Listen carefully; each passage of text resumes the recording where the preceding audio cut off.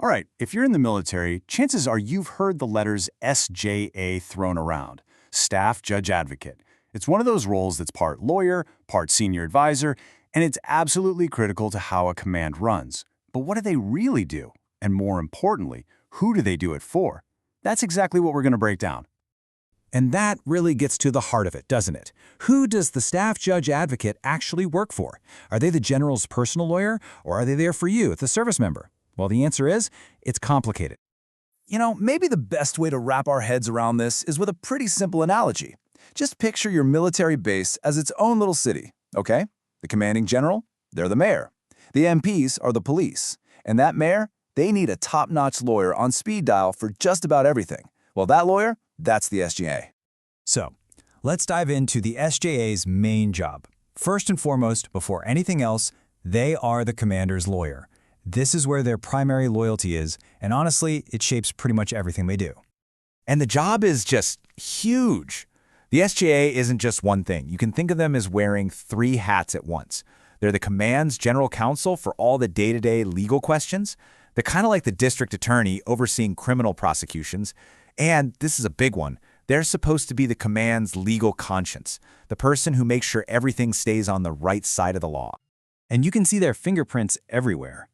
The SJA's office gets involved in everything from reviewing CID investigations to giving secret legal advice directly to the commander.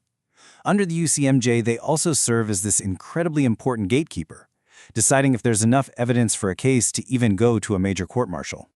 But that power and closeness to the commander can be a really dangerous thing. This quote, it's from a pretty famous case, U.S. versus Kelly. A general basically told his subordinate commanders, hey, I expect you to be tough, and I expect convictions. That right there has a name. It's called unlawful command influence, and it is the cardinal sin of military justice. And this is where the SJA's role as legal conscience comes in. They have an absolute non-negotiable duty to act as a firewall. They're the ones who have to step up and tell the commander, sir, you can't do that. It poisons the entire system. Okay, but serving the command, that's only one side of the coin. There is a totally different part of the SJA's office, and it's the one that most service members and their families are actually going to deal with. This is the part that's there to serve you. See, every SJA shop has to run what's called a legal assistance program. The easiest way to think about it is as a free on-base law firm that helps you with your personal civilian life issues. And the key word there is civil. We're talking about non-criminal stuff that happens outside of your military duties. And the help they offer is incredibly practical. Getting ready to deploy? They'll draft a will or a power of attorney for you, for free. Got a landlord who won't fix your leaky sink? They can help you write a formal letter. Need to break your apartment lease because you got PCS orders? They'll get you sorted out with the SCRA, the Service Members Civil Relief Act. Seriously, it's a super valuable resource that not enough people use. So, how do you actually use it? It's pretty simple. First, just make sure your problem is a personal, civil issue, not a criminal one.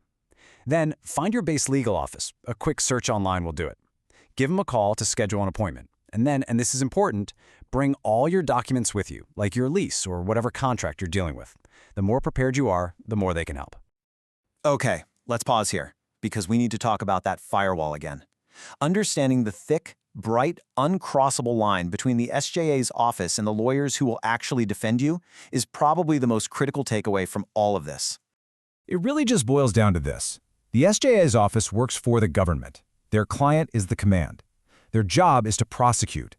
But the Trial Defense Service, or TDS, they have only one client, you, the accused service member. They are purposely in a totally separate chain of command to make absolutely sure their loyalty is only to you. So let me be crystal clear. If you take one thing away today, let it be this. If you are ever under investigation, if law enforcement ever reads you your Article 31B rights, that's the military's Miranda rights, do not walk into the main SJA legal office. Your first and only call is to the Trial Defense Service. They are your shield. The SJA's office, in that situation, is the government's sword. Now, it's really important to get that this role we've just laid out isn't frozen in time. Actually, the SJA is at the very center of some of the biggest reforms to military justice we've seen in more than 70 years. The job has changed a ton over the years. I mean, back in 1775, the first judge advocate was basically just a prosecutor. Then in 1951, the UCMJ came along and turned the SJA into this complex legal advisor. And right now, today, we're in the middle of another massive shift with these new independent special trial counsel offices. So what these reforms are doing is taking the power to decide whether to prosecute serious crimes, think things like sexual assault, away from the commander and their SJA. That power now goes to independent, specially trained military lawyers. This is a massive change to the old power structure, and it's totally reshaping what the SJA's job looks like when it comes to military justice. And all this leaves us with a really fascinating question. The SJA's core job has always been advising the commander. But as these reforms pull big chunks of military justice out of the commander's hands, and as future wars are fought in cyberspace and on social media, what is the next chapter for the military's top lawyers? What does that advisor role even look like down the road?